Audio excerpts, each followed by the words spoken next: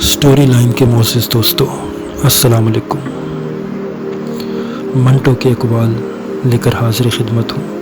कहते हैं रोटी खाने के मुतालिक एक मोटा सा असूल है कि हर लुक़मा अच्छी तरह चबा कर खाओ। लुआब दहन में इसे खूब हल होने दो ताकि मैदे में ज़्यादा बोझ ना पड़े और इसकी ग़ज़ाइयत बरकरार रहे।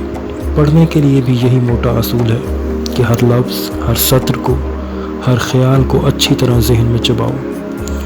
इसलिए आपको जो पढ़ने से तुम्हारे दिमाग में पैदा होगा अच्छी तरह हल करो ताकि जो कुछ तुमने पढ़ा है अच्छी तरह हज़म हो सके।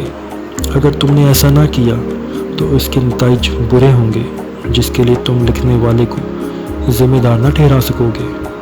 वो रोटी जो अच्छी तरह चबा कर नहीं खाई गई तुम्हारी बदहज़मी की ज़िम्मेदार कैसे हो सकती है। जिस औरत के दरवाज़े शहर के हर इस शख्स के लिए खुले हैं जो अपनी जेबों में चांदी के चंद सिक्के रखता हो, ख्वाह वो मोची हो या भंगी, लंगड़ा हो या लूला, खूबसूरत हो या करीहतुल मंज़र, इसकी ज़िंदगी का अंदाज़ा खूब लगाया जा सकता है।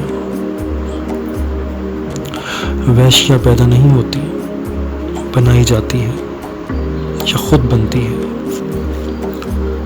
मज़हब ख़ुद एक बहुत बड़ा मसला है। अगर इसमें लपेट कर किसी और मसले को देखा जाए तो हमें बहुत ही मग़ज़ दर्दी करना पड़ेगी। हिंदुस्तान में सैकड़ों की तादाद में अखबार और रसाइल छपते हैं, मगर हकीकत ये है कि सहाफ़त इस सरज़मीन में अभी तक पैदा ही नहीं हुई है। हर हसीन चीज़ इंसान के दिल में अपनी वक़्त पैदा कर देती है, ख्वाह इंसान गैर तरबियत याफ्ता ही क्यों ना हो। मैं तहज़ीब व तमद्दुन और सोसाइटी की चोली क्या उतारूँगा जो है ही नंगी।